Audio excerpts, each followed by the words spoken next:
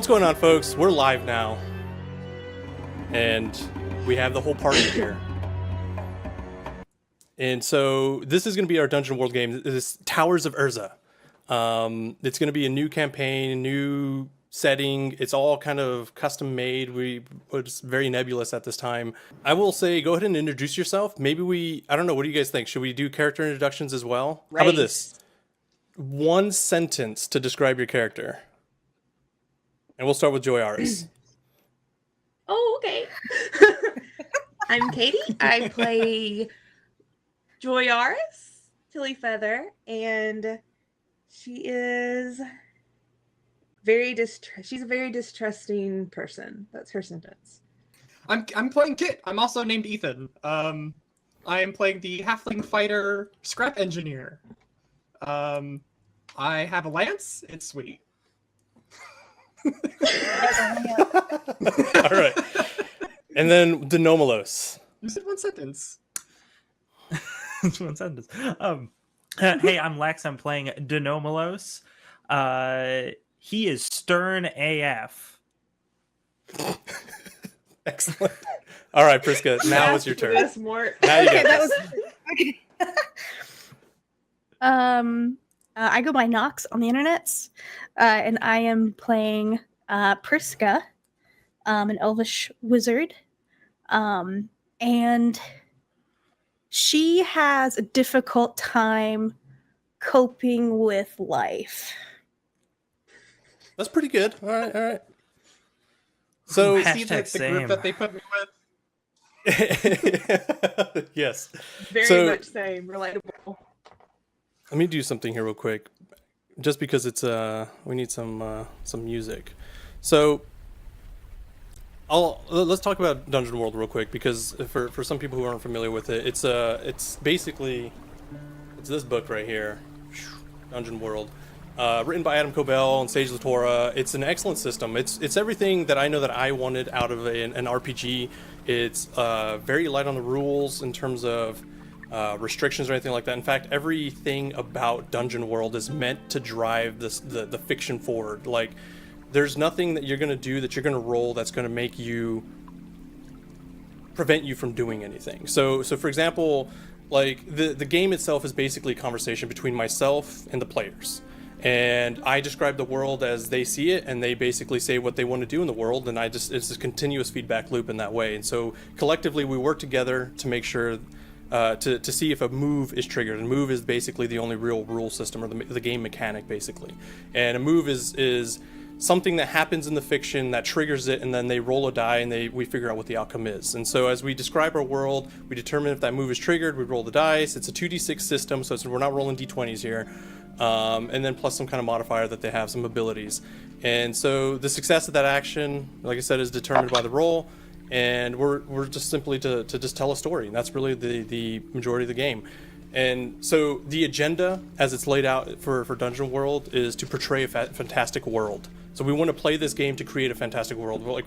We want to make it filled with magic. We want to tell a story that's unique and not of anything of this world. Like, let's go wild with our story, right? We also want to fill the characters' lives with adventure. So we want to tell a world that's engaging to the characters. Like, they each have backstories or thoughts of what roles they play in this world. And so when we tell our story, we want to make sure that the story affects the characters directly. We're always caught in some kind of world-threatening danger or something like that. And so we want to make sure that we foster that environment. And then we play to find out what happens next. So we're not really here to plan anything. It's more about the rules basically fight us. If I try to plan out, like, here's my end story, here's my end game. Like, we're not here to tell like a story. Otherwise I'd write a book, right? I came into this with like literally no idea what we're gonna do. We wrote some characters, we kind of came up with a setting, and we're just gonna kind of play. We're playing to find out what happens. So that's Dungeon World in a box. And but aside from that, I think we just kick into gear. What do you guys think? Smash that crate open. Let's do this. All right. So welcome to the world of Erza. It's a world of beautiful creation, vibrant flora, a land filled with power that radiates throughout the land. It's a world of technology and innovation. And oftentimes you may see clockwork automatons working as servants, guards, or even soldiers, and for even the wealthy as pets. And so it's a world filled with strife and magic of new and old. Although much of the world has accepted the advancement of technology and artificers and that art, others have not. And so these oppressed people are cast out of the major cities, and they're long forgotten. They're left to be their own people, poor and destitute. So we see also large cities. For example, the one that directly affects our players is known as Panthus. Shifting structures that are covered in whirling patterns of gold and painted metals of red and blue. We hear sounds of humming engines, and the city is a giant cogwork machine. And at the center of it all is a single great tower that looms hundreds of feet even over the tallest city building. It's a master stonework that is made of impossible patterns and stands as perfect as the day it was first created. Ruling from the top of the tower is Octavius Lascaris, Emperor, Lord, and to many, God. Self-proclaimed God, Octavius bestows his people with the power to create, heal, and destroy. And the tower is not the only in this land. 3 others loom over different parts of the world, and it's home to many of the people to each of the tower. They each stand powerful, mysterious. As to who created them, the world has kind of forgotten about that history. And so we move further off into the west of unexplored lands, and we begin our story in the Rock Timberlands, home of the Meriden tribe, and the only village known at this moment is the Simene Hills near Kalad Bay. So we find on a road to the west 4 adventurers, and we'll say a couple other hirelings as well, with their cape billowing in the wind, Kit probably walking with a lot of jingles and clinks and clanks as he's carrying probably a lot of things. He also walks like this. What do we? So I think the story starts there. So what do we do? Ah, yeah, smell that fresh air. Let's go. I am probably this like tall, barrel-chested, bald man is walking, bringing up the rear of the group, and he just walks up to this robed woman and puts his hand on her shoulder, and he says, "Are we still headed in the right direction, mage?" So when that I've been walking with my head down, my eyes are to the ground. And when I feel like this big, meaty mitt of a hand curl over my shoulder, I kind of flinch a bit and look up at him and just nod. Yeah.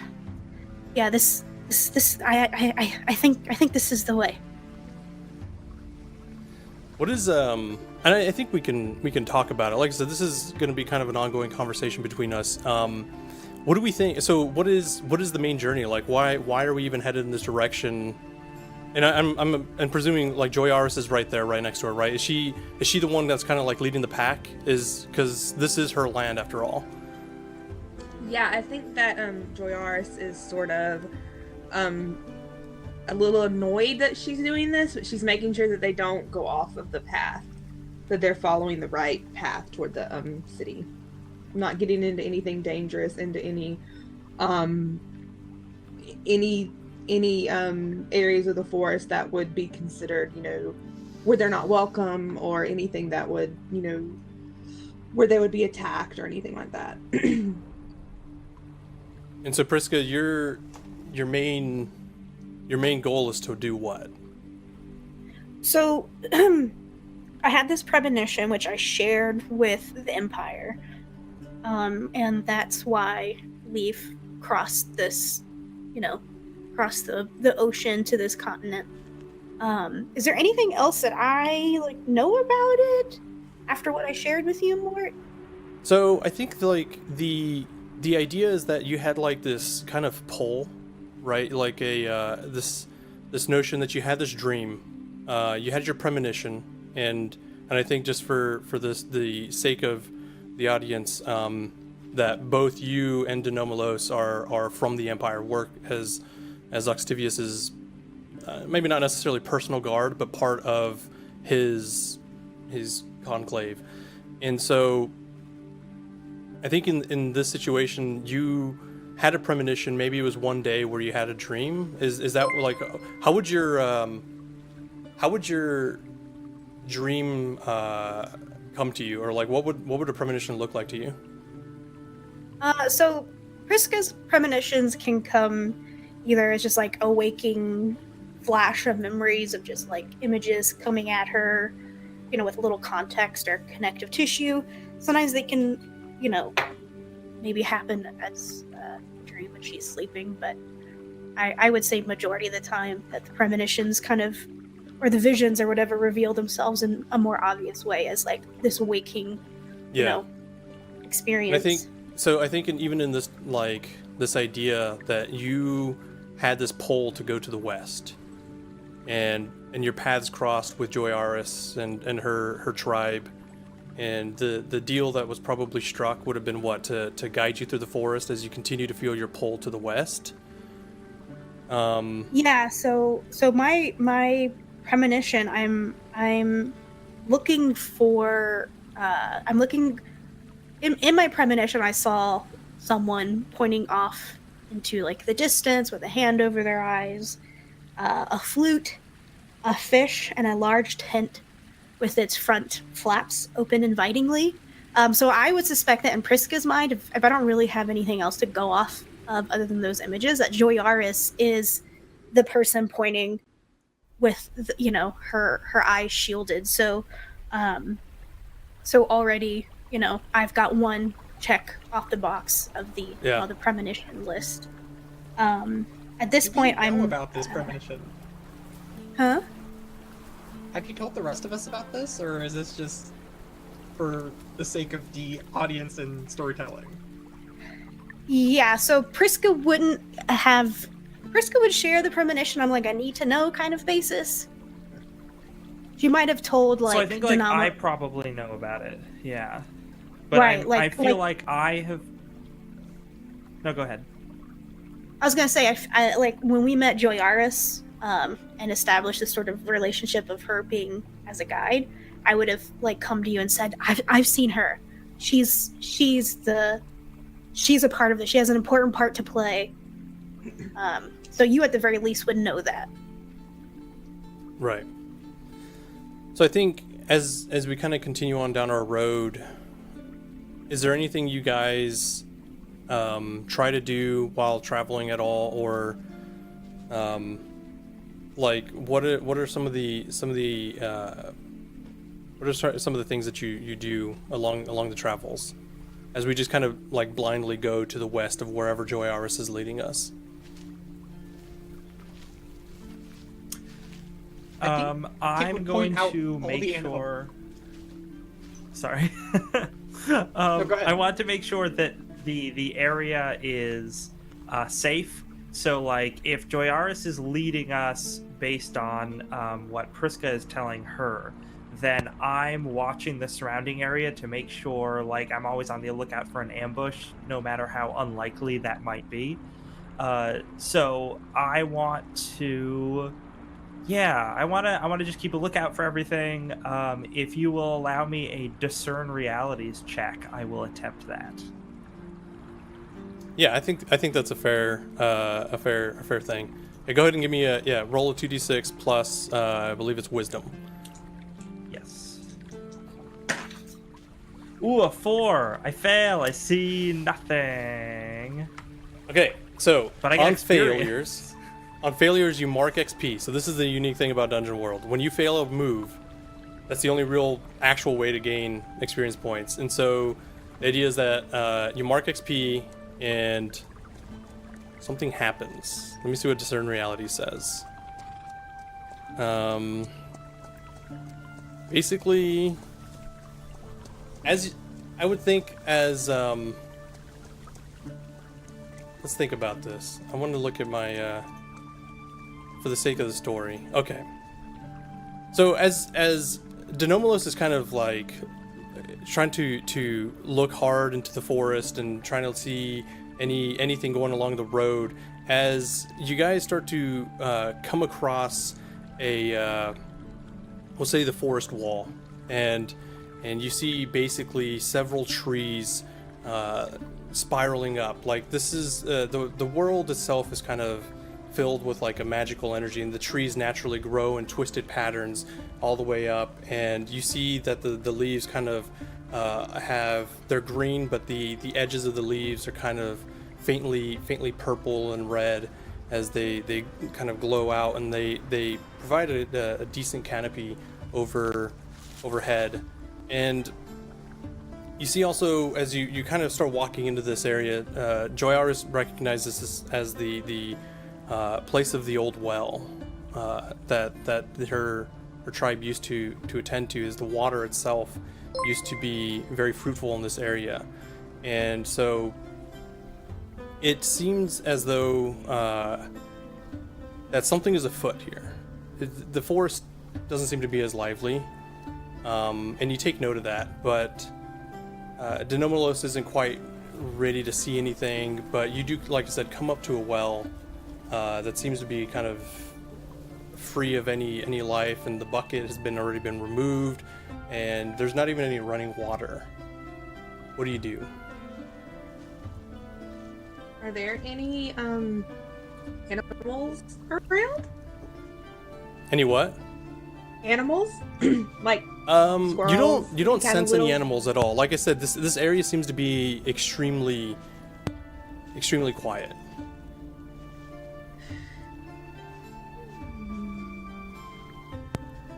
Hey, Joyaris, isn't this supposed to be important? Kit says as he pokes the water with his lance. Well, so here's the thing. So as you start sticking it into the well, you realize that the well is dry. There's actually no water running through it. Is that He news has the to same me? exact Has there question. been water here? There used to be water there, right? Like it used to be like an active location for to gather water, but for some reason the water is no longer there. We used to collect water here, but it's gone. That seems weird. And then Kit's gonna jump inside the well. What? Sorry, is it a deep well? I was Joyaris imagining it just was more take like a pool. No, definitely not a pool. Like I just think take of a step back and just You know, let it happen. I need to maybe this might change your idea. So okay, I need to I'm describe definitely these not things a little jumping in if better. I it's- feel like in my mind I imagined a well as a traditional, like here's some stonework, and there's probably like a Okay. little cover around it, but the bucket has been long since gone. It's wide enough for people to drive to jump down, and in fact you do, as you contemplate this, you see that there's actually like a ladder that goes down, like a wooden ladder and rope. Why would you need a ladder to go into a well that normally has water that you use a bucket for? Kit's asking this to the party. I turn to him and I'm like, strange people, strange customs, and I just turn away. I just Over shake my at head. you and just stare. Our customs aren't strange. Even though I don't know why we need a ladder, I'm just offended. I'm just really offended.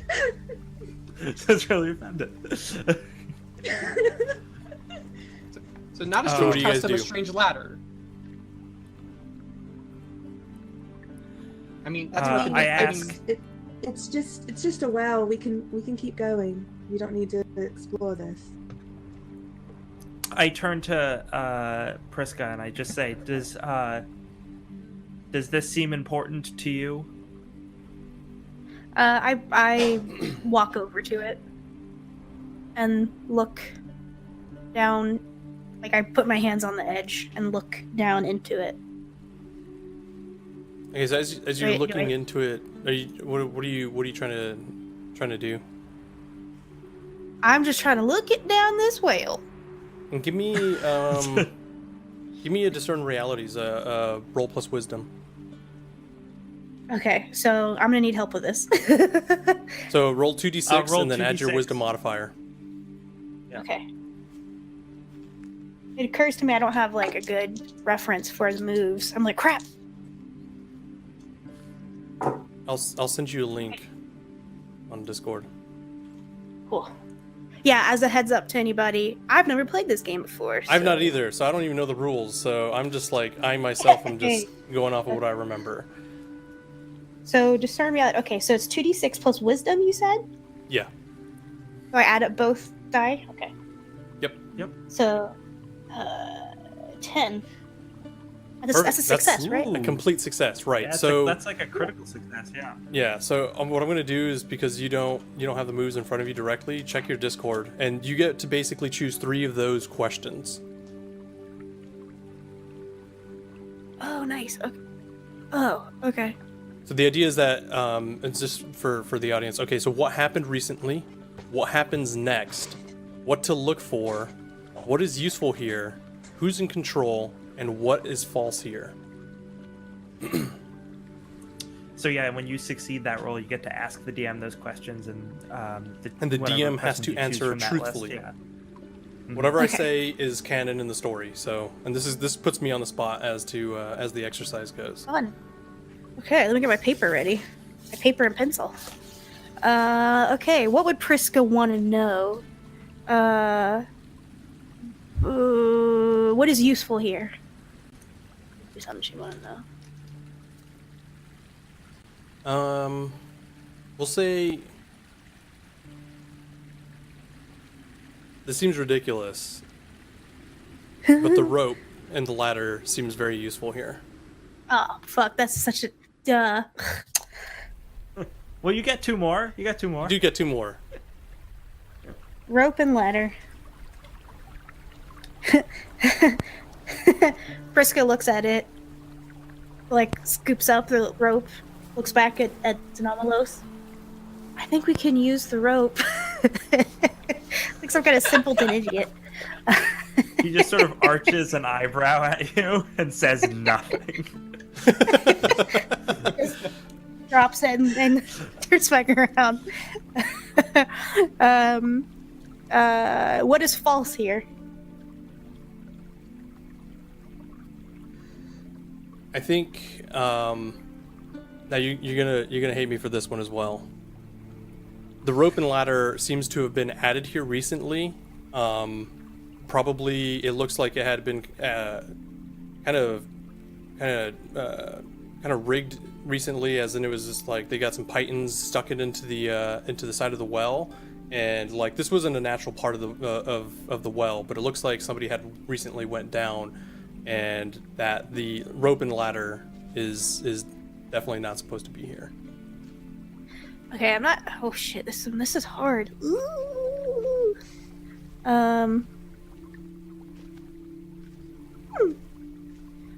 Oh god, I feel. And actually, like I'll give you something. I'll give you something else here. As you're looking very carefully, you see, we'll say some like writing instruments near the side. Like it looks like maybe there was like a piece of chalk or something that just rolled in between two stones, and it looks like as if maybe somebody had been kind of, as they're hammering in the rope, that some of the writing instruments had fallen out of their pocket. And definitely does not belong here. Okay. What happened recently? It does appear, as you focus in on the inside of the well, the rock has kind of melded together. It seems like the insides of the walls seem to be very smooth, unnaturally smooth, and has melded together. Or like basically the well would have been kind of like laid like bricks laid down on top of each other. This looks like now that all the mortar and the stone wall has basically turned into a smooth, almost like cavernous like texture to it, and it looks like it was a recent event. Based on feeling it, it doesn't look old at all. sort of like if it were superheated and melted a little bit, or more like naturally eroded? It looks I mean, does Priska kind of point that out? So she kind of stays leaning over the well and looking into it for like at least like an uncomfortable full solid minute. Not saying anything would have outside of joined bringing in then. attention to the rope. Right, okay. Yeah, so fair enough.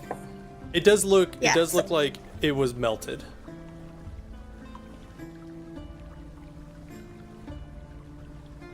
yeah, when you come up to join her, I'm assuming this is after like bringing attention to the rope. She just Briska doesn't say much other than kind of looks over at you to acknowledge, you know, that you have approached her personal space. He's like halfway leaning over because like his feet probably don't reach the ground on this well, so he's like jumped up onto his stomach, just kind of like looking in. How tall is Kit? How tall are halflings in this setting? I mean, I guess really whatever we want, right? It doesn't have Probably to be like traditional. 3 feet tall. 3 feet tall, okay. Yeah, so you probably he's definitely just- wouldn't be able to stand up over. Your feet wouldn't be touching the ground. Yeah.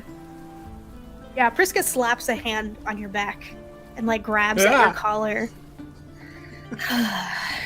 Be careful, halfling. I'm super careful.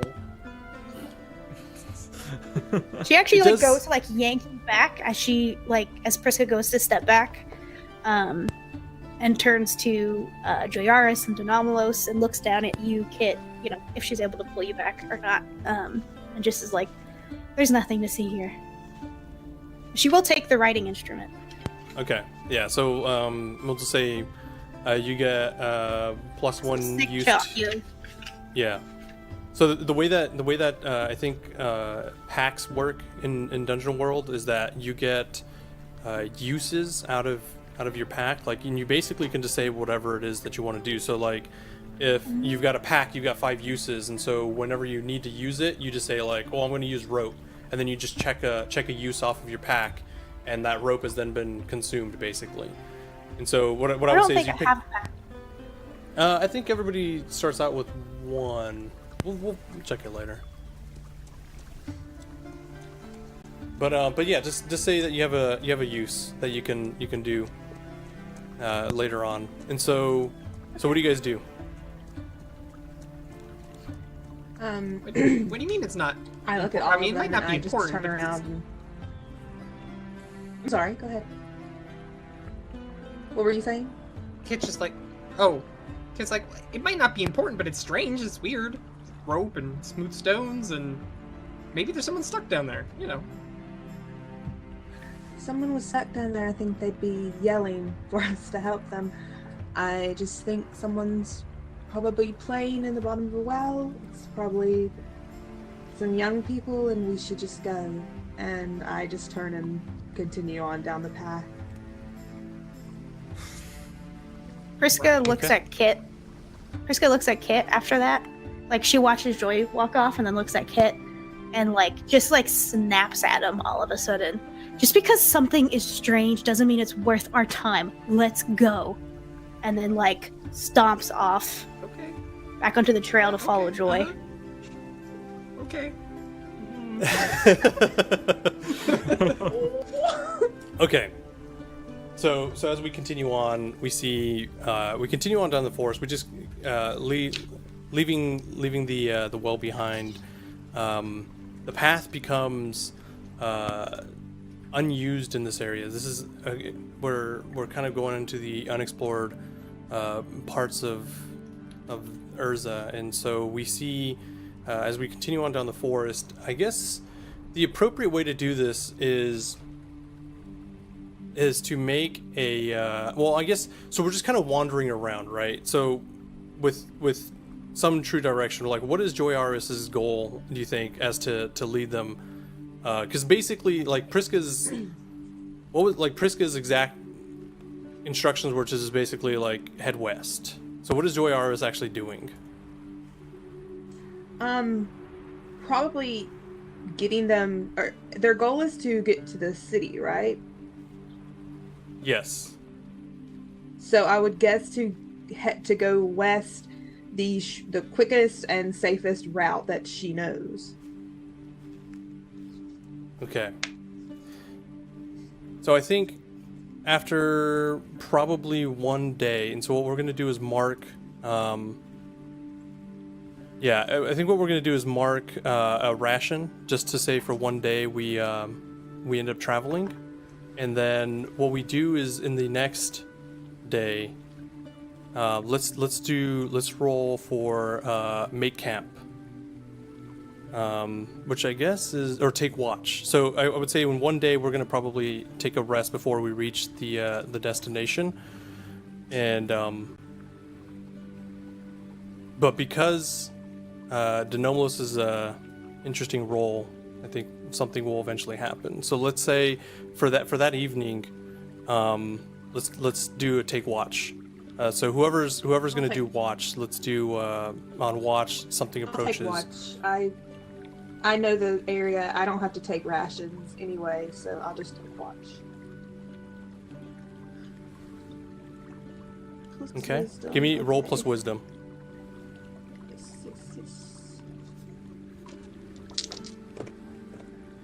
7. No, 8. 8. Okay.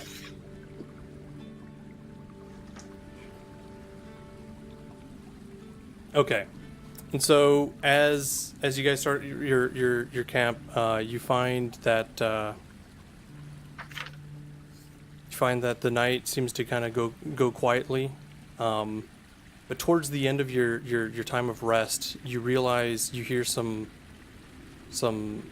shuffling in the forest. And you hear some movement towards Denomos.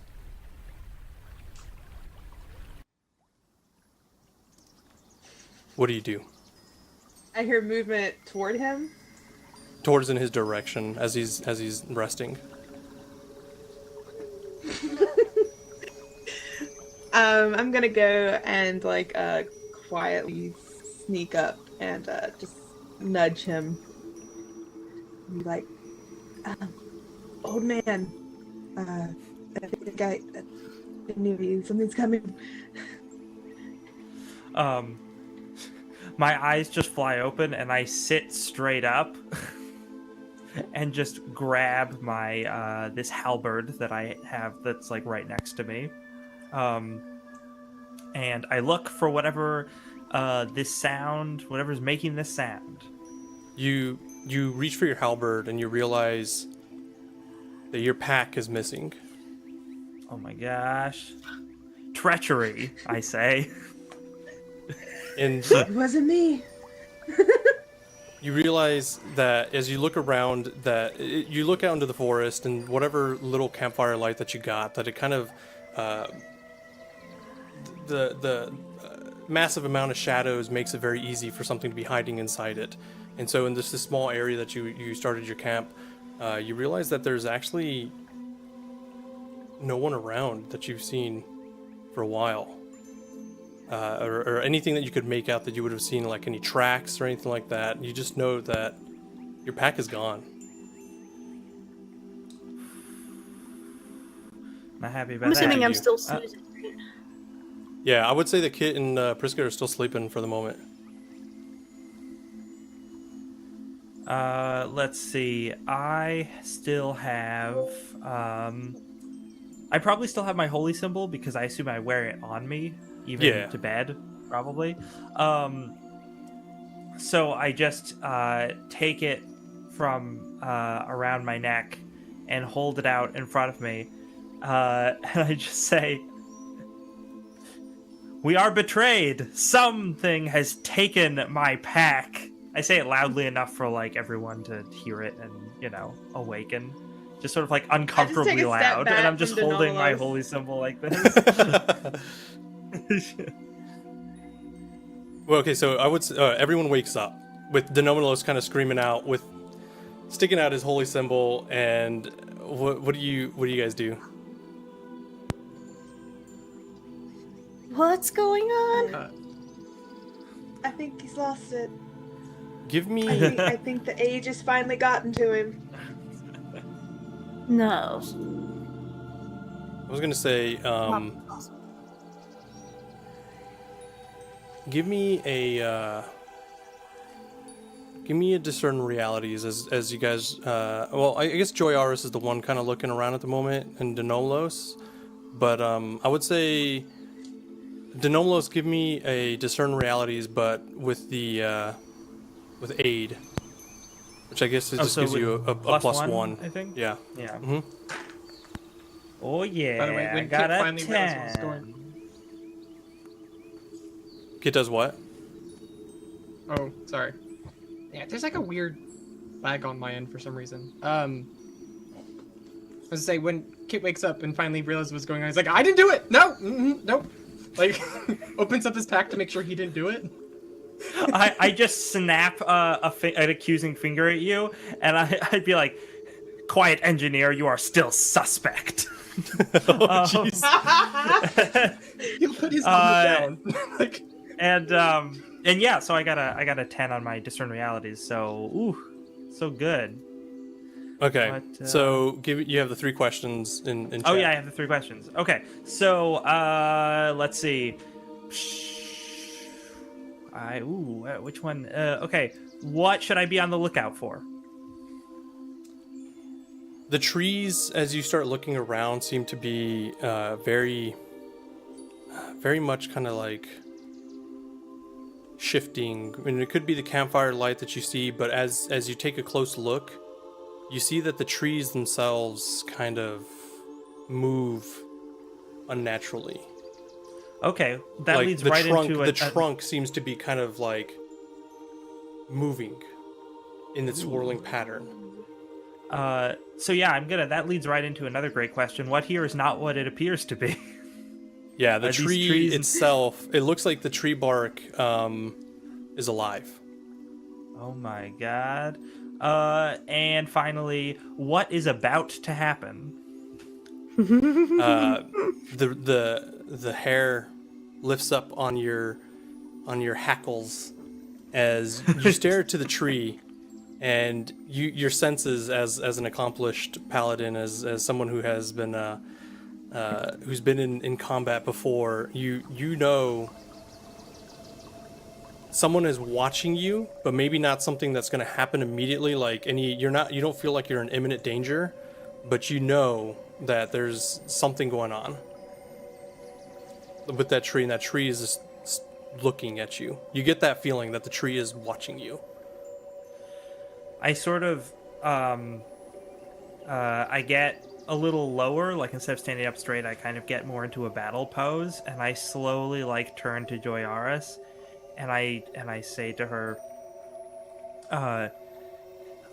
do the trees in this place walk like men? Not that I'm familiar with. They're usually just trees. We burn them for warmth and use them to build our houses. I think these ones might, or that there is some sort of foul magic at play in this wood. So what do you do? I don't have a weapon because my weapon was taken from me. Well, you have your halberd, right?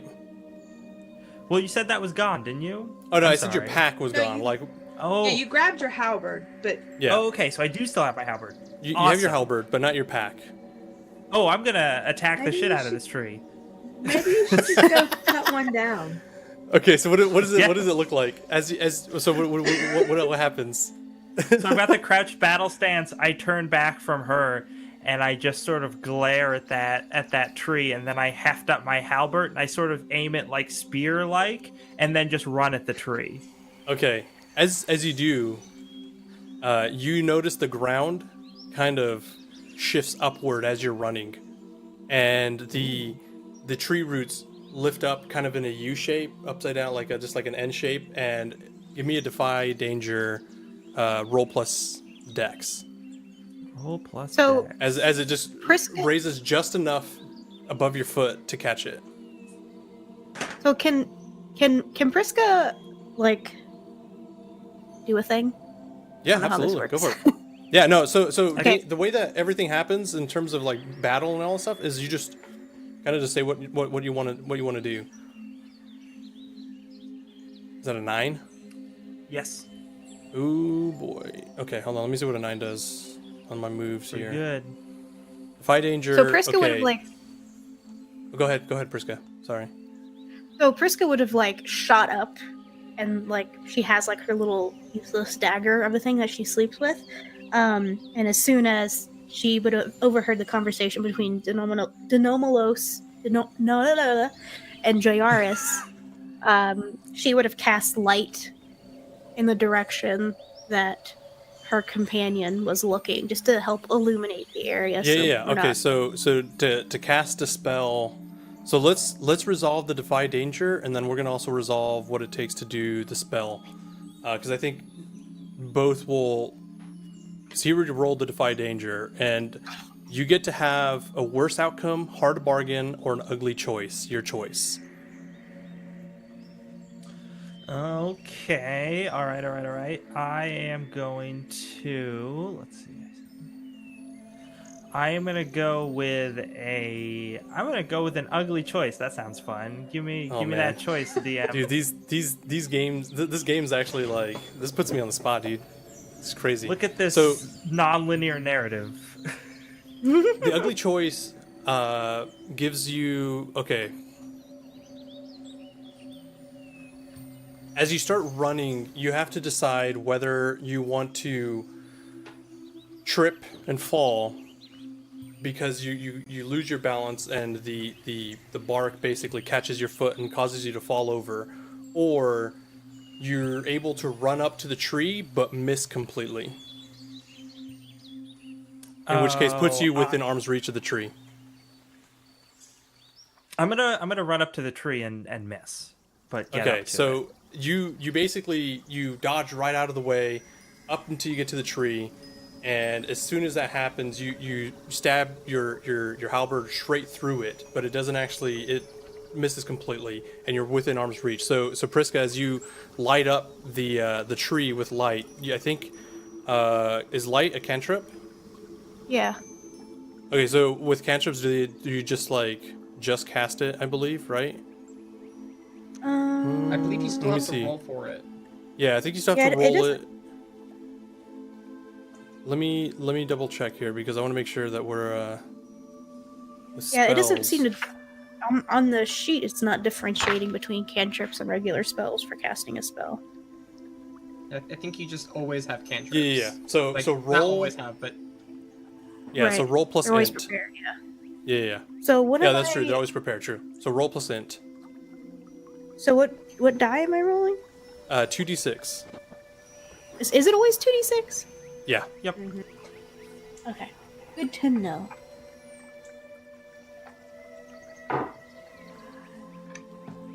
Less intelligence. 6.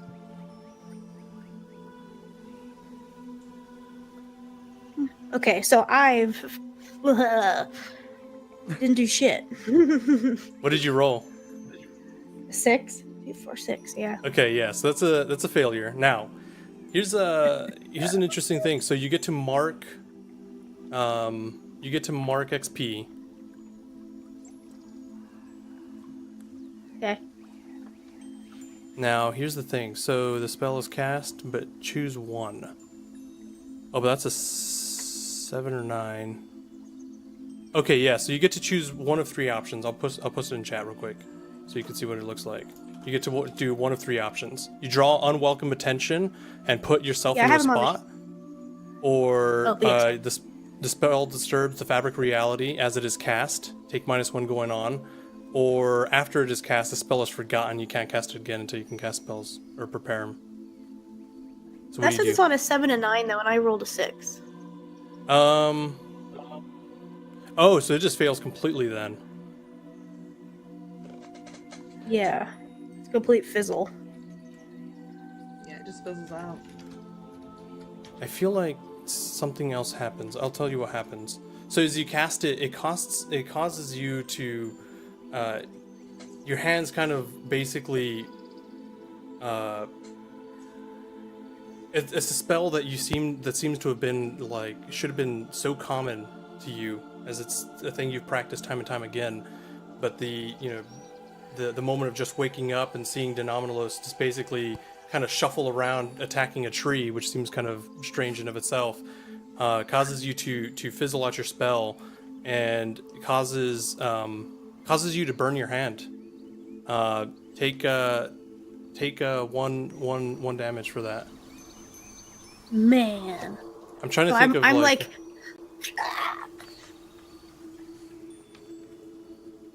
and so I think seeing- Denominalos, as you stab your halberd straight through the tree, you see the tree kind of shift and a face appears in it, of a face of a woman, and she says to you, "That wouldn't be wise. I come here in peace." Oh, by the power of the God Emperor, if you truly come here in peace, you will return that from which you have stolen. And I'm going to try and use because I have identified this as an NPC, and I'm going to use my ability, I am the law. Oh dang, dude! Yes, do it. Yes. So when you give an NPC an order based on your divine authority, roll plus charisma. Okay, go And for I it. will roll. What is my charisma bonus? My charisma bonus is +2. And I got just squeaked by with a 7. On a 7 plus, they choose one. So either they do what I say, which is return the thing. They back away cautiously, then flee. I don't know if a tree can do that, so we're gonna find out. Or they attack me. Oh boy. So that is the choice that they have to choose one of those. That is the choice I've given them. They attack their rotten liar. So She says, she kind of giggles at this kind of approach that you have towards her. Like she says, you have no authority in these woods, fighter. You'll find your goods, then I did not steal them. And she actually, you see the shift kind of go to the backside of the tree as a shape forms out of the bark and turns into a form of a slender woman, and she runs straight into the forest, into the dark. What the fuck? And as you're kind of watching her run off, you see that there is other shadows moving amongst the forest, and they all kind of have either moving through the trees or literally moving into the trees and through them as they're watching the party speculatively. What do you guys do? Do I know, like, is this some kind of lore I know about these? Like, is there something I can roll? There's something called Yeah, lore. there's spout lore. So if you're trying to recall something or see if you have any knowledge about it, yeah, sure, you can. So instead of just being able to just roll things, let's just try to describe, like, why do you think you would have known of any, aside from just being part of these forests? So growing up, in these forests, maybe this isn't the part that I grew up in specifically, probably, but going on hunting trips with my tribe, there would have been things I was taught to avoid, to be safe. Is this like maybe in my Druid Scout guide, The Druid Scout guide, the guide to My Druid. Druid Yeah, Scout okay, guide, sure. like, Just things so to roll avoid plus and int, and let's see what happens. 7. Okay, so this is GM tells interesting information. I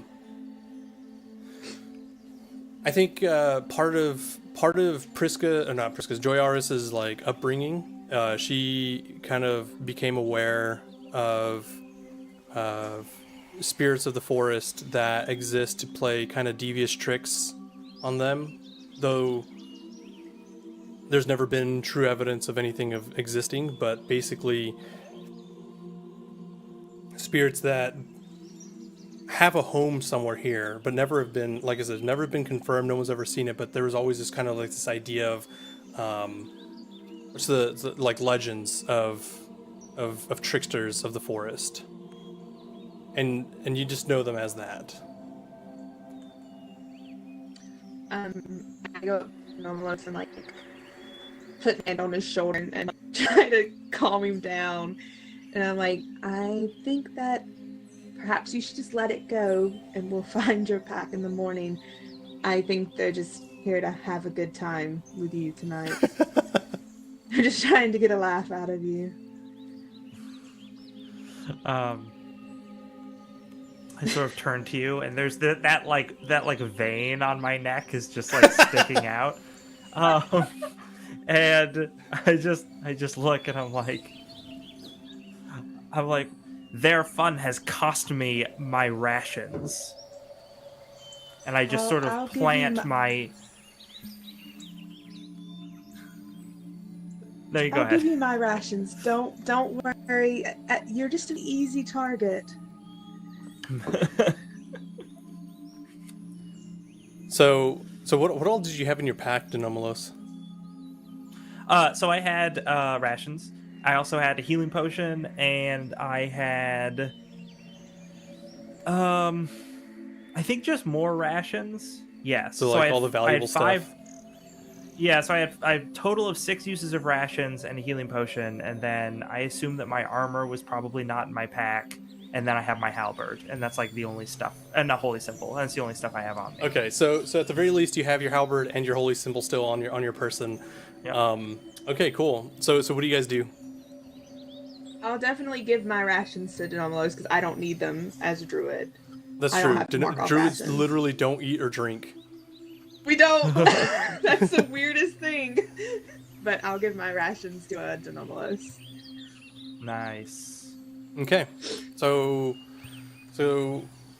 I guess the rest of the evening kind of passes without too much issue, but you see that you do know, as you kind of now know what to look for, the shifting of the trees, and the trees do, like, to some degree feel like they come to life, but for moments only at a time. And you feel as you guys are sleeping, or at least resting and trying to sleep for that moment forward, that leaves seem to intentionally fall onto your face, kind of fall into your ear to tickle it a little bit, and just minor annoyances, right? Like they're just devious little creatures. And I would say that you probably don't end up sleeping for the most part. Brisket You feel like- definitely is like wide awake and clutching the dagger to her chest. And I would just say like- for even Denomalos, the vines of the ground kind of lift up right where you're trying to sleep, where your pack was at, or rather where your sleeping pad is probably at, and it's just the roughest ride. Oh, he's so sour. Just so sour about all of this. All right, Hates so practical jokes. so morning comes. What do At you that guys point, do? Oh, go ahead, Kit. Yeah. I was like, at that point, Kit's like, I told you, if you put a spoon in the ground next to you, they don't bother you. Nobody listened to me. Kit's been chill this whole time too, right? Is there a spoon in the Yeah, ground? He's just, Yeah. he's got spoons around his bed, or when he's sleeping, just like. Kit's the only one He that's isn't left, actually by the sleeping way. well. Like, he didn't leave his spoon cage that he made for himself. While this is happening, he's just like, alright, I'm going back to bed. Good night." is literally has a headache right now because of Kit. Just rubbing her temples. So in the morning, he's picking up spoons. Okay. So morning comes. Priska, who like already like doesn't look like Priska and Denomalos come from the same place, and maybe their clothing has like shared colors or some sort of like emblems or symbols to kind of show that. But like Denomalos is like clean and looks like put together and shit. I'm assuming. Priska is like a hot fucking mess. So she's got like short black hair, and it's like a bob, and doesn't really look brushed, and especially after sleeping on the floor and like not being able to sleep, it's even more wild, and there's probably like leaves and sticks in it. And normally her eyes already, like the look in her on her face is kind of like 1,000-yard stare, but like now it's accented with like bags and this look of worry and almost like wide-eyedness. And so like as they get up and like in the morning or whatever, like she's still clutching. She's got her own pack of like, you know, wizardly shit. But now where she was doing this yesterday, she's totally walking around with the dagger clutched to her chest, blade up. You know, like this is now her holy symbol. I love it. I think when we're getting up, I'm gonna go over to Kit, and I'm just gonna be like, "So, engineer, you seem to know much of the customs of this place, being that you are a native of our empire." Mm-hmm. Sort of. Yeah. Spoons. They don't like spoons. I don't know what it is. Nature spirits hate spoons. He does, for some reason, have the fluffiest of the beds. Yeah. They're called civilware.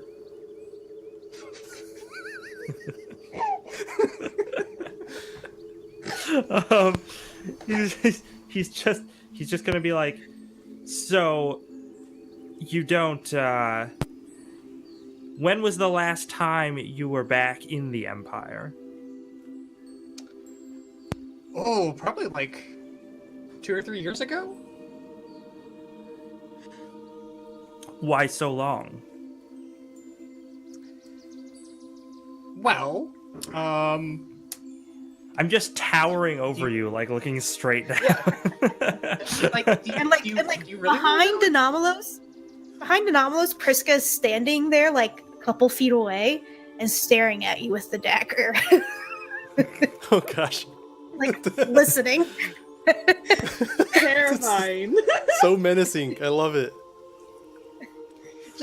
Like, do you really want to know? It's kind of a story, and you know we're kind of doing businessy things. I turn to Joaris, and I just say, "How long until we reach the settlement?" I just look up at the sky and sort of like, you know, pretend to like I'm actually like, you know, taking it, like estimating the time, and then I just look back at Denomalos and just shrug. And I turn back so that my head snaps back to Kit. It appears we have time, engineer. Okay, so like I had a home in the Empire, and it's not there anymore, so I brought it back. And I assume, like, you know, if we're gonna out of character, if we're gonna have this conversation, we can have it like as we walk, like after we're packing up the camp stuff. I was actually thinking more along the lines like, you know, you guys are waking up for the morning, consuming some rations, a little bit, getting ready to pack up and stuff. Yeah. Denomalos doesn't really have anywhere to breakfast. put his bed or his pillow, I guess, that he would have had with him. So I'm guessing, what, you just carry it onto one side? I can help I with might that. tear. What? I can help with that. Oh, okay. I mean, actually, you know what? He wouldn't let you help him with it. A, because he's too proud, and B, because he feels like doesn't want to like stress you or whatever. Denomalos and Priska have a very strange relationship. But I think what he's gonna do is he's gonna tear a vine, maybe a couple vines out of the ground, like maybe specifically the ones that were causing him trouble while he was sleeping, and then fashion them in use them to tie his bedroll up and sling it over his shoulder. Just very matter-of-factly, just like grunting as he just tears them out. But yeah, as he's eating his you know, generic fantasy lambus bread, he's looking at Kit, and he's just like, "So your home in the Empire was destroyed, you say?" Yes, you could say that. Yes. Mm-hmm. What did your people do to cause? I'm sorry, what? I was like, how much do you know about the Rustlands? Ooh, how much does Denomalos know about the Rustlands? Maybe something. How much does Lex know about the Rustlands? 0. I decided should. that we're I was gonna say you could make a roll for spout lore to see if you've Sure. learned anything, I guess, about that. Okay, I will do that. Hold on, let me look that up. It's intelligence. Do I have a bonus to I don't know how much I have written down about this place, but I don't think you have anything written down Just- about this place. Just make it up. It's up to you. I will have. say that Ooh, I all have of my minus OneNote one. stuff was deleted. It didn't save, Oh. so I'm going off like memory here. That's not that good. So I got a hot 6 for my roll because I have minus 1 intelligence. So I get experience. Good for me. And yeah, like Kit or whatever you want to share, Denomalos does not know. Kate will just be like, well, you know, it's kind of like the place where the Empire puts all of its trash, and then we kind of pick through it and clean it up and make it usable again, and then sometimes sell it back to the Empire because we've cleaned it up and it's good again. And then some people decided that wasn't good enough, and now the town's gone. So I stopped going back. Sounds like they good made a job good here. decision. He's like, so you harbor resentment towards the God Emperor then? No, not against the God Emperor himself. He didn't do it. Good, I say as I like peel an apple with a dagger. It's probably with your halberd at this point. So, yeah. Oh. Kit in his head think that apple is him. He's like, ugh. Yeah, no. He's like, I don't want to be my skin peeled off. So Denobula sort of looks at him and he's like, I just want to know that if we're attacked by more of these strange forest spirits, I need to know that you stand with me and the God Emperor. If something attacks us, if something actually attacks us, oh yeah, I got this lance, I got the shield, I'm ready. But, I mean, they were just playing jokes on you. And you should have taken a spoon. At that point, Joyaris leans over and is like, I personally think they liked you, Denomalos. It's true, you could have followed him. Well, that's true, yeah. No, I think Denomalos just kind of huffs and goes back to eating. So- Priska interjects in the middle of all this without ever looking anywhere. She's still got the dagger clutched, and she just yells out, "I wish we could burn them all down!" And then just Do you actually have a dagger? Okay, so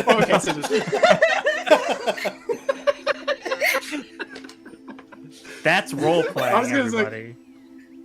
Yeah, that's amazing. Okay, so as you guys are continuing to walk and having these conversations, you come across the beginning of what looks to be the river as it kind of goes underground.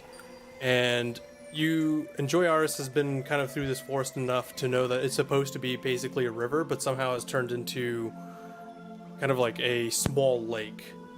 As you can see it towards the entrance of the cavern that it flows into, it's slowly starting to fill up, almost to brimming to the top, as if the draining no longer is there. But you could still kind of you could see that there's a path inwards to this cavern, but it seems like the pipes are clogged, and so it's just which would, as you take note of that, you see that you come to the conclusion that the reason for the well being filled is probably something here. What do you do? so Can it's I, it's get to the. I'm sorry. no, you're good. I just wanted to make sure I understood the description. So it's a river or a creek of some kind running into a cavern. Yeah, that goes The underground. lake in it. And so basically what's happening is what normally would have happened is the river kind of flows through the cavern system, or just kind of falls off into it. but it looks like what should have been kind of like falling off into it now is just kind of pooling up as it seems to be kind of clogged at the moment. And We're upon in a a closer look, you just make that there's just rocks and rocks kind of piled up, covering up the entire cavern system, or at least preventing the water from being able to flow through it. So the trail that we're taking, the path that Joyaris is leading us on, went from being like outside along the forest to now into a cavern. Am I understanding that right? No, sorry. So, like, basically, as you guys are continuing on down the road, like, this is the end point of the river that goes into the cavern system, that the road kind of follows along, continuing on west, but the river flows east, and so it hits a cavern Gotcha. system and then kind of goes down. Okay, cool. All right, that's it. I'm done. Do I know that it's best to go down this cavern? I think you know that it's not really necessarily like I don't know. Give me let's just do a spout lore and see if there's anything actually useful that you would know about this. I gotta make you guys roll, otherwise you guys aren't gonna actually gain XP. 1, 2, 3, 4. Okay, yeah, well, perfect. Get Gain XP. XP. You don't recall if you've ever really been down the caverns, or you've never actually really known much about the cavern system at all. But you do know that there's, as you're taking a closer look, you see the same weirdness about the stone that Priska and Kit were kind of inspecting, that the stone seems to be melted together. Oh. Yeah, I definitely point that out to Kit and Priska, that the stone looks similar. Should we undam it? Seems pretty damned. Not like the God Emperor damns things, specifically Denomus. Yeah, no. Denomulus's eyes perk up when you say. It's not That was like good. damned from the high tower. If there was an inspiration like system damn- in this game, there, I mean that would be it. Yeah, definitely. Priska walks over to Kit and pats him on the head, but like a little You too probably would've hit his forcefully. balding mask. Yeah, but that's fine. She's okay with that because she pushes down hard enough for maybe the welding mask will clock you a little bit, but not like enough to do any damage. Yeah. Yeah, when she goes, shh, enough from you. And then she kind of walks over by Joyaris. I want to call Joyaris Joy. It's such like so easy. But anyways, so yeah, she walks over by you, still clutching the thing, and then just kind of like maybe we should tries to, try like- to. I look at Priska and I'm like, maybe we should do what Kit says and just remove the stones. I don't understand why we're wasting time with these phenomena when we have a mission and a place to be. Priska, What if as that's you're easily by achieved? Joyaris, and you, for the first time seeing the water as it pools around, you notice one single glimmering item kind of moving around quickly in it, In the water? in the water. As soon as I see that, I bolt. I'm like in the middle of like, I think we should, and then woof, and I just stop and I like skid, close to the edge on my knees, and my like I slowly- hands are like right knuckling the edge. I slowly look at Denomulos, and I'm like, she's gotten free. Yeah, no. As soon as she does that, Denomulos' head just snaps in her direction, and he's like, big steps. He's like right over there. I love that he's like RoboCop. This is honestly such a good scene. He really is.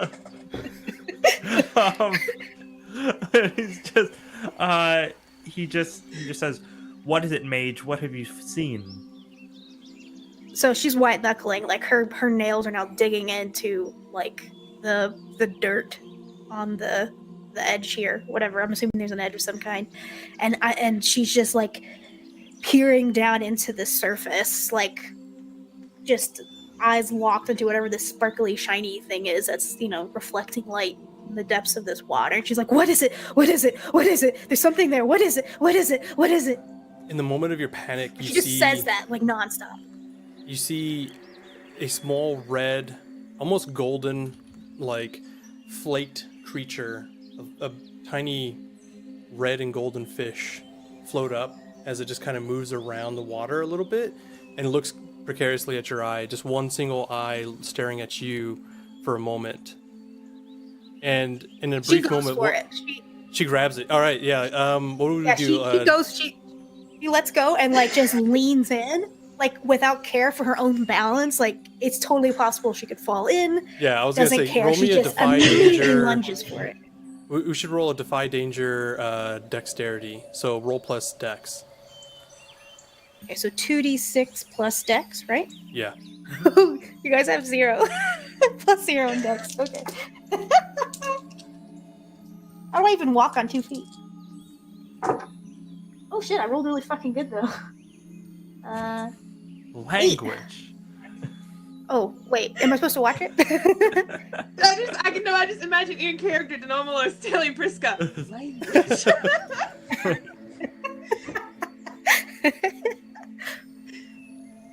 So yeah, what did you 8, roll? 6, 7. 8. Okay. 8. I rolled 8.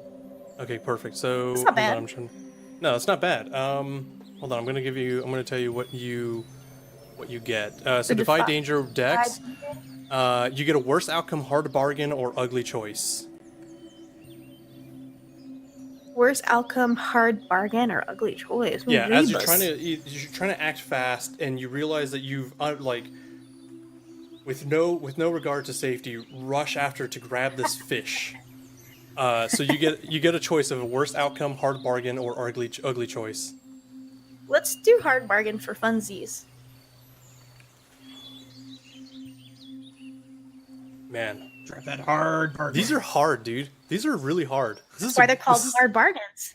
No, I mean just in general, like as the GM to tell. that's so good.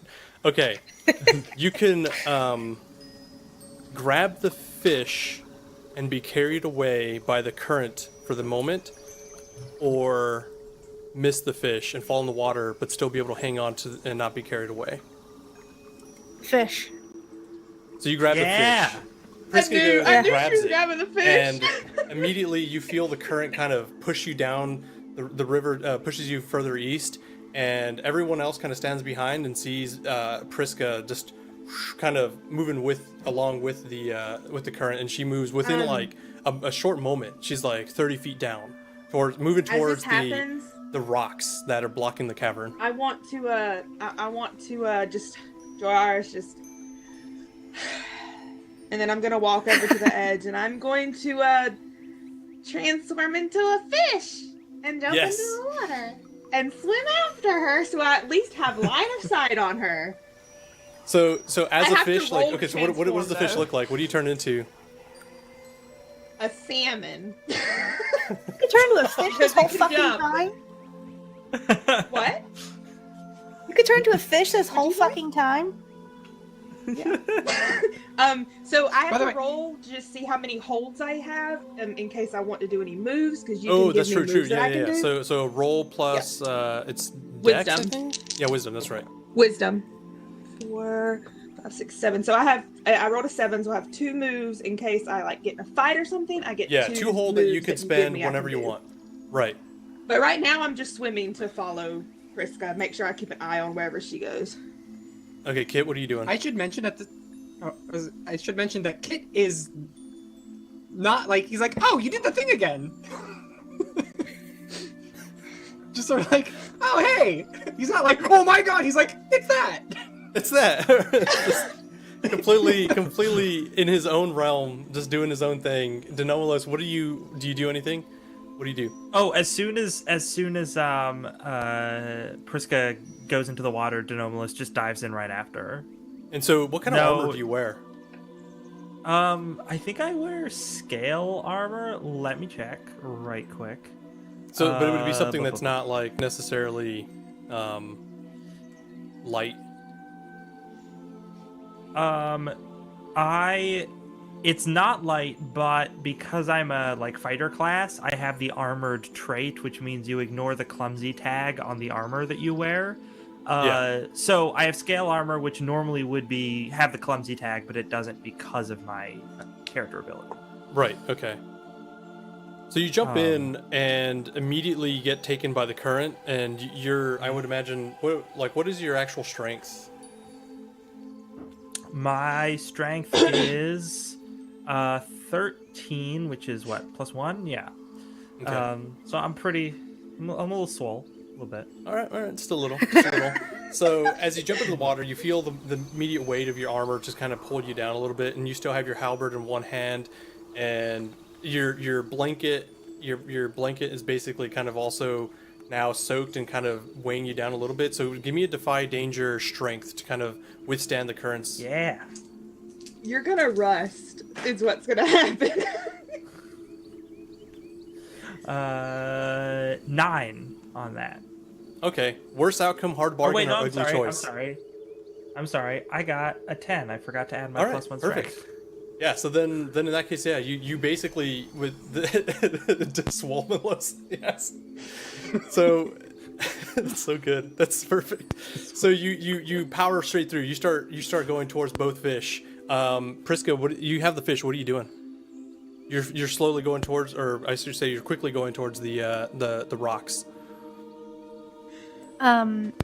So at this point, I'm clutching on to the fish under one arm, which means I only have one hand to help me stay above water. So probably not a super strong swimmer either. So I'm definitely like my head, is bobbing under, under the water. I'm wondering if I can try and cast an unseen servant to take the fish back to, from whence I came. Okay. Or I at least have yeah. two free hands. So unseen servant, I guess towards land or something, and somewhere close by to be able to grab the fish. So Yeah. what does that look like? Yeah. Go ahead and describe that.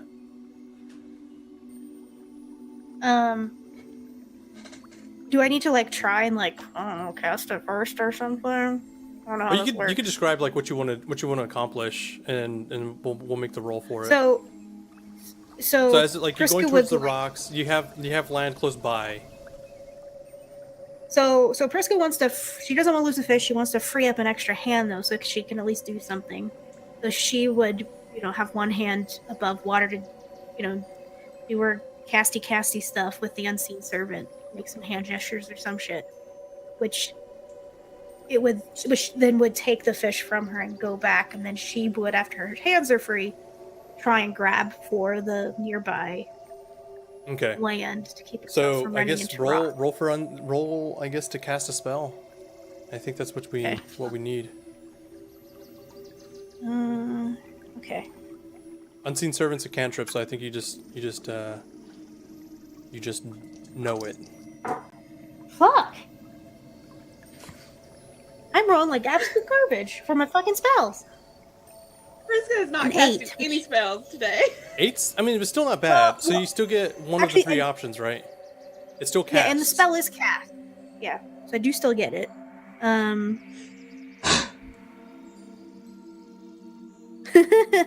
So what do you want to do out of the 3 options? You draw and welcome attention. I The spell want to disturbs do the the fabric second reality. one.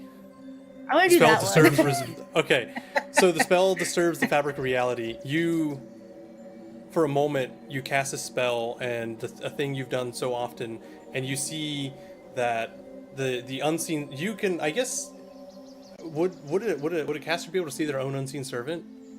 You know exactly where you cast it, and so you try to reach out for it. And as you cast it, you notice that the water around you kind of warps a little bit, and the rocks suddenly kind of crumble before you, opening up a flow to the cavern and leaving yourself open to that.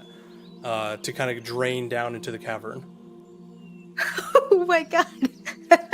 I'm being flushed. All right, Kit, what do you do? If I may, is there a nearby tree? Yeah, we're in the forest. There's probably plenty of trees. Can I use my bend the bars, lift the gates? That's my fighter move to Absolutely. To knock do over a what? What are you tree trying to and do? I'd like to knock over a tree to block the path, so that Prisca would like bump into the tree before she'd fall into the hole of the cave. So go ahead and roll that. It's roll plus strength, I think. Strength, which I don't Is it? have. I got a 7. I wanna validate it. It's roll plus strength. Yeah. Okay. Cool. And then it's on a 7 through 9, choose 2. Yeah. So what do you want to do? I would like it to. It doesn't take long. And none of the rest matters. So You could fix it again. You could fix the broken tree if you wanted to. Actually, put it back in its place. Nothing of value is damaged because I don't want to hurt Prisca. Okay, cool. All right, I'm glad you said that. So you break the tree down, I guess. You bend it downward. I use my my lance to like cut it down and then press it over. Awesome. So this tree just falls over in place as Prisca slowly just bangs herself against it, but the unseen servant is raised up above her on top of one of the rocks. What do you do? As the salmon's still kind of coming up, you got a perfect line of sight. What do you guys do? I'm just swimming. So I know that Denomilos is just freaking all the veins on the neck are bulging out, and he's just powering through the water toward the wizard as fast as possible. But I assume that Joyaris is much faster than me as a fish, so she's probably way absolutely ahead of where I am. So whatever she's going to do, she should get a chance to do first. Okay. I mean, there's So what do nothing you guys- really I can do. I'm just keeping an eye on Prisca, making sure I didn't lose where she was going. You could like leap up waterfalls and stuff. Isn't that a salmon thing? I mean, yeah, but there's nothing really for me to leap. I don't. I mean, I guess I don't. Are you okay? What's Prisca? You've been blocked from going down this cavern, right? Yeah, she basically has the tree kind of in her way, so the water's kind of rushing through her. She has an unseen servant, which you can't see close by to her. Like, And you don't have the other fish, right? She has the fish. Yeah, She does have the fish. yeah. No, the unseen Okay. servant. Like you just see like this fancy ass Pokemon Unseen fish. servant does have Yeah, the yeah, fish. Yeah, Okay, yeah, that's true. then I'm going Suspended. to, Right, true. Fair. I'm going to salmon jump. It's so weird. Salmon jump up onto the tree. Do I need to roll for that? Would that be a move? I guess it would be one of your hold, right? Yeah, probably. So I think you So can I'll spend spend that. one And of my hold, yeah, to make that move. And I'm a fucking fish. I'm gonna salmon flop up onto the tree and then transform back into my human form Okay. and just grab Prisca and make sure she doesn't fall into the water. Yeah, absolutely. We say you basically do that. She's been blocked. You turn into your human form. You pick her up, and Denomilos is the only one who just kind of is now rushing towards this tree. And is there anything that Denomilos does, or does he just barrel through the broken tree? Oh no, I mean if Prisca is safe, right? He's going to make sure that he stops when he gets to the tree, which might involve him aiming his halberd like at the bottom of the river and just jamming it in so that he stops moving forward. So that when he gets to them, he stops and then just helps them get back onto shore. I think that's what his plan is. Okay. So yeah, I think you could do that. You basically you jam your halberd in. You're able to kind of like maneuver yourself off to land, and you get up and you just feel the weight of all the water just kind of drain from under your armor, from the blanket on your back. Yeah. What do you guys do? I'm gonna make sure that I'm gonna like hit Priska in the face. Are you all right? Don't jump into the water. Yes. Why did you hit me? You And like sort of I look like a deserved wet rat. it. You sort of just don't go jumping into water willy nilly like that. What I were you even shoved after? Joyaris in the shoulder. Fair. Kit, you're muted, Kit. So I am. It's a floating fish! It's magic! It's a magic floating fish! And yeah, that's actually, yeah, that's true. There's a floating fish on the rocks with this unseen servant holding it. It's just flopping, and it actually, as you guys are looking at this fish, it looks like it's moving its mouth like Like it's really trying fast. to breathe, but it can't because it's not in water. Because we're killing it. We've already killed something! No, I'm gonna go over to Priska and just sort of, and I'm also gonna push Joyaris out of the way because Denomlos, what a great guy.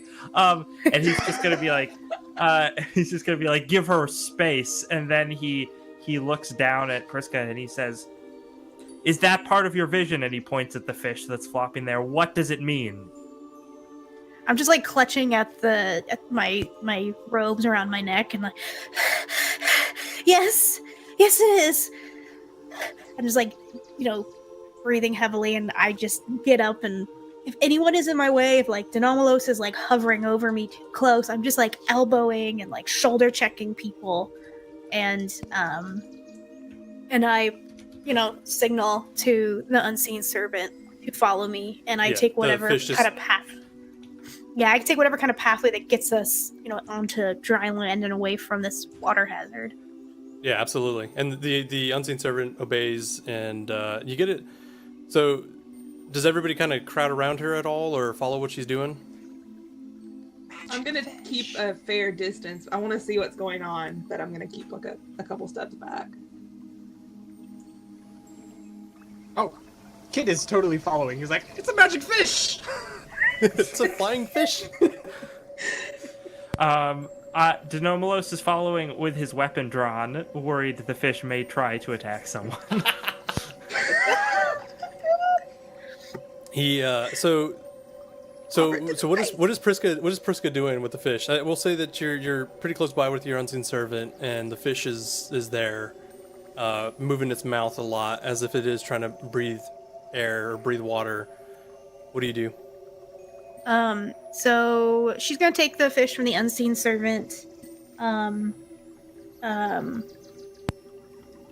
it's just now it's just like a magic backpack at this point, just hanging out. But she's got the fish in her hands. I want to check it out. Like I want to take like a close look now that I can see it. You kind of hold it, right? You're looking at this thing real closely. And you hear water. So I walk over to back. I walk back to the water, and I kneel down, and like at this point though, like I'm like completely laying on the ground so I don't fall in again. Like at this point, everybody should be able to tell that I'm making a concerted effort to not fall back in. Like I seem to have my wits about me to some degree. I'm not communicating at all my plans. I'm just moving with a purpose. Have the fish. I hold it down into the water, so it You can. see that it kind of gets its color kind of back from it, and its gills and its the edges of the scales kind of glow gold just slightly, and it looks like it had been struggling for a little bit, but its life is slowly coming back to itself. What do you do?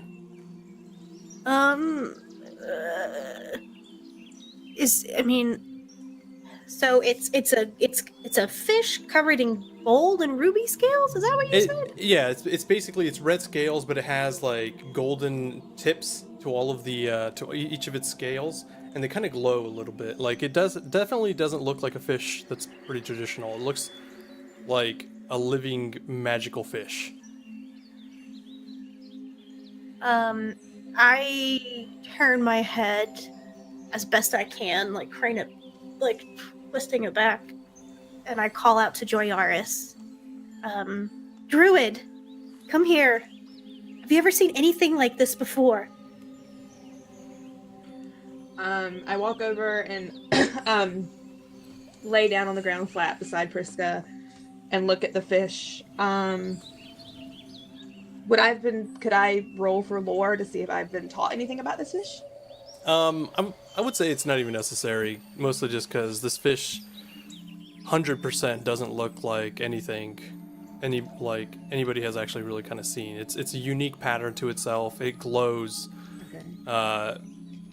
intricately with its patterns and designs on its scales, but it definitely looks unique. And as you guys are staring at it, you start to hear kind of like underwater, like. I lift it up out of the water. Guys! It can grant us wishes. It's a magic fish! I just ignored The it. novelist turns to you and says, "That sounds ridiculous." Turns back. The fish speaks and says, "Oh, that water feels so good. Thank you for giving me my life back." He says, "You just gotta keep me in that water real good. I need it all over my good scales." This fucking fish. Give me a minute. Mr. Right? Fish. Mr. Fish. Can you in fact grant wishes? I can grant you a wish if you want. Oh What my do you god, wish it's for? coffee a fish. This sounds like a weird, like truck stop bathroom deal, and I don't like it. Mr. Fish, like it at all. you're not actually giving me a very convincing argument that you're a magic fish. Other than the fact that you can talk. Can't you see my scales? They glow. Oh my god. I mean, we could probably cut those out of you and put them in other stuff to make them glow. It'd be really pretty. But Krista glares the fuck out of Kit. but you're a magic fish. I mean, What? I'm the only one of my kind. I think as far as I know, somehow I've been granted sentience and this weird vocal box that I know how to use. It's been a long journey coming this way. Water? But did you come from another place? Were you raised here, and all of a sudden you could speak? My memory's a little murky. Fishy? I hate this so much.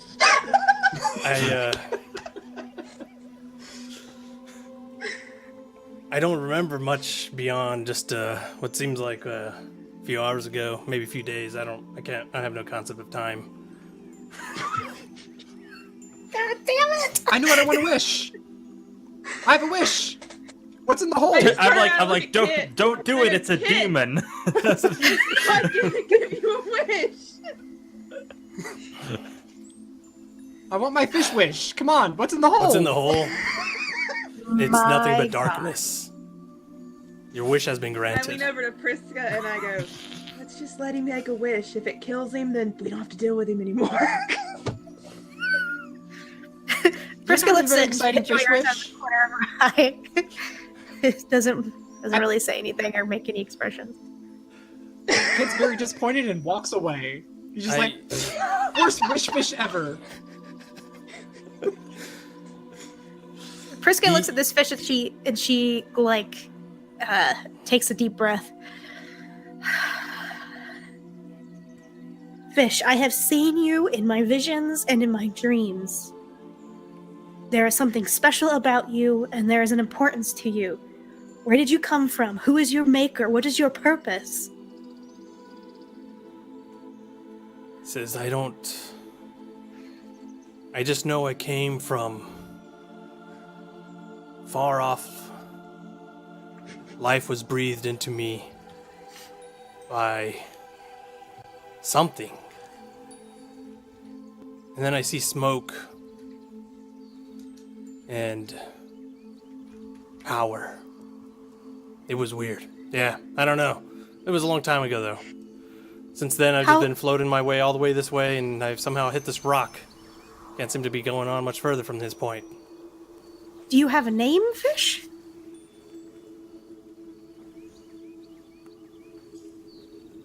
I don't know my name. Why would I have a name? I'm a fish. Because you The only speak. one of my kind.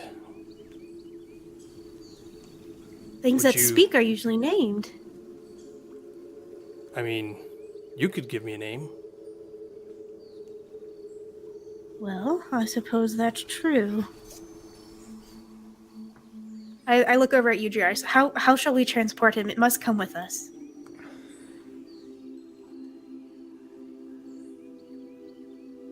I don't have anything to carry him in. Oh, nobody has a Pr- bowl or. Priska narrows her eyes at Joyaris, kind of skeptically. How can you, a druid, not know how to transport a fish? I don't Oh, deal no, with there's a fishes. There's an easy way to transport fish. Yeah. First If you put it only on a we fire. knew a way. So I don't First you like put it that on one over fire, there. I like the And water. then you eat it. So I don't like this And one then at you all. eat the fish. I don't like that idea. Just because you didn't get your fish wish doesn't mean you can just go around eating fish that don't give you wishes. I mean, you can totally go around eating fish. I've done it before. Priska looks back at Not the water this at the fish. fish and angrily starts to squeeze the fish, like not even intending it, and yells Look. just to everybody in the group. The fish is not a genie. It will not grant you wishes. This Enough. is my guts.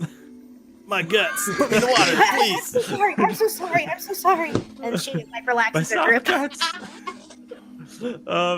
I'm gonna. Okay, so Denomalos. I don't know if we established it earlier, but I'm gonna say it now for the sake of it's my only idea. Is gonna take off his helmet if he's wearing a helmet, and is going to just scoop up a bunch of water in it, and then just offer it to Priska to put the fish in. I'm like, if you say the fish needs to go with us, then it needs to go with us. I like it. I like that. She looks up at Donomalos and her face brightens. Yes, thank you. This is perfect. And she stands up with the fish and dumps him in the. Yeah, he Dumps him in. fits Carefully puts him perfectly, in the helmet. and he starts to glow up again as he's back in the water and is able to breathe in the water. And he pokes his mouth out, and he says, "I was being serious though. I don't remember too much of where it came from. I just know it came from upstream. The creatures of smoke, I don't even know. They talked to me like as if I should have known them, but I escaped their grasp and came this way." Are they why those you gonna rocks are name him? fused together? Well, you should name him, yeah. I think you should I- name him Bob. He seems like a Bob. He's got Is that- a real Bob feeling about him. I don't know about Bob. Priska snatches You're Donomalos' fish. helmet and touches it to her chest and ignores the stupid name suggestions. I So- shall name him in due time, but it shall be my decision and mine alone. He says, Trevor. You sound like the people I came from. I like you. But I don't like the name Bob. Who is the fish talking to when he says To I'm you. To Priska, What do you yeah. mean? She's got the helmet and she's looking down at it. What do you mean? I sound like the people you came from. Your eyes. The eyes speak to me. Priska kind of furrows her brow and looks over at Denomalos. Everybody else can hear the fish too, right? Yeah, like we've established that. Yeah. Okay. Yeah, everyone has been talking to it. Yeah. And she looks at Denomalos and kind of says to you under her breath, "Do you think there are other wizards of the Empire here?"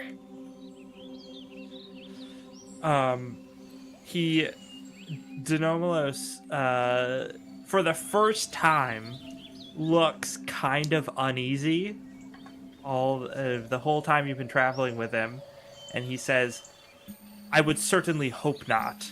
They would be renegade from the God Emperor." And he looks and he says, he looks at the helmet and he says, "I still worry that this creature is some sort of demon.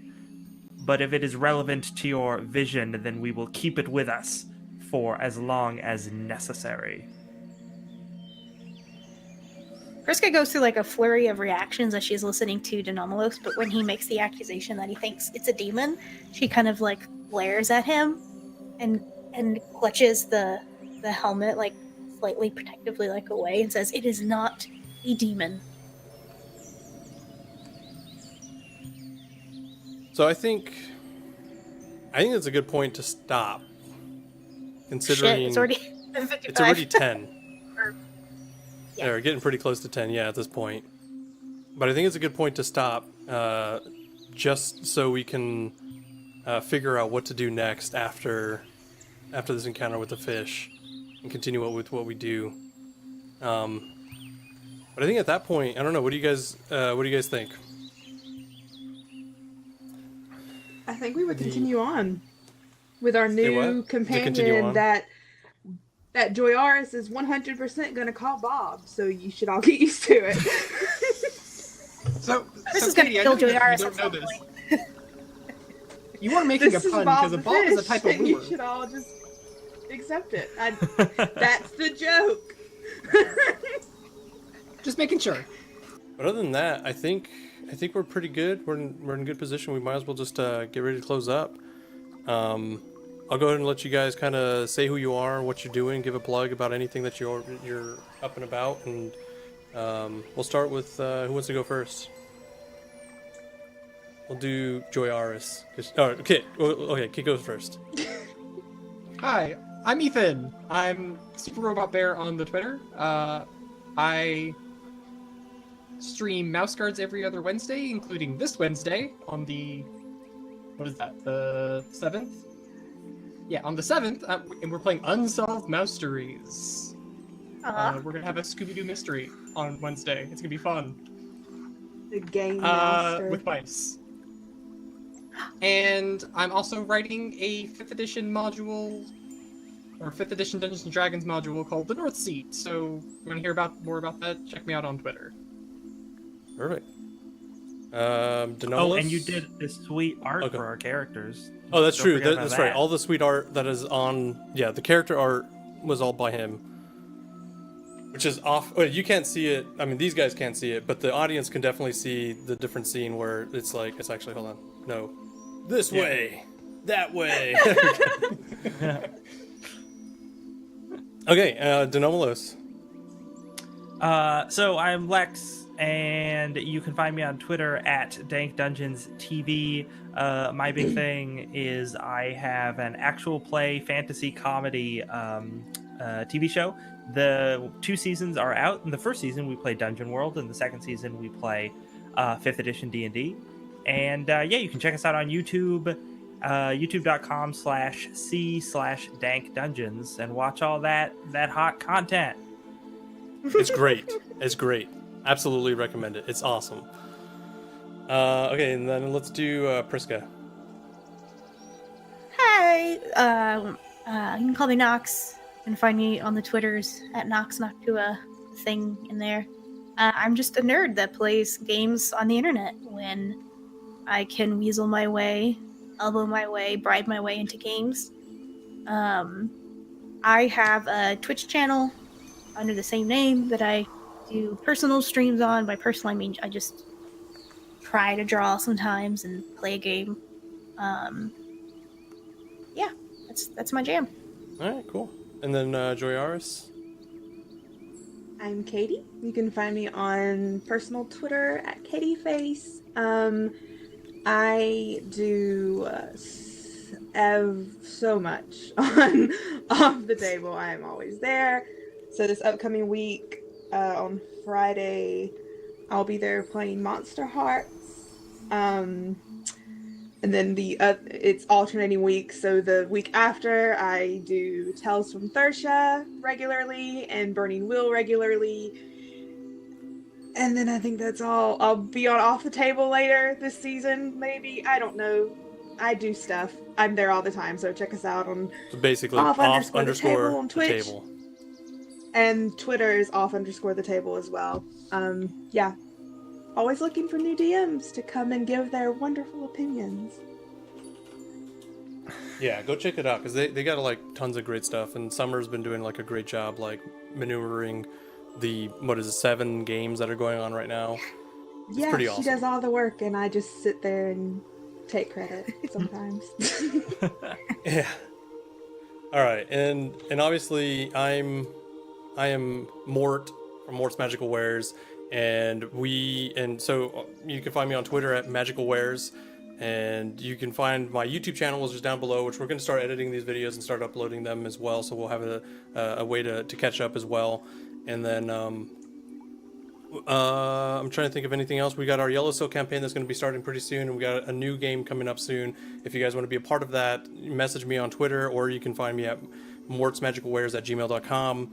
And I think that's pretty much everything that's going on. We're going to be doing this show every other week at 8 p.m. this channel until we finally get to a good stopping point, which there should be some pretty cool stuff coming forward. So I think, yeah, we got to test our waters. I think we now know what our characters are like, and so we started out a little slow, but I think we're gonna be great going forward. I'm actually excited to see what's gonna happen with this fish, and but beyond all that, yeah, I know. Beyond all that, I think you'll be finding. I'll probably be streaming offline on off days. Until then, probably just doing either prep or probably just playing games or whatever. I've got some pretty cool RPGs that I've been wanting to play.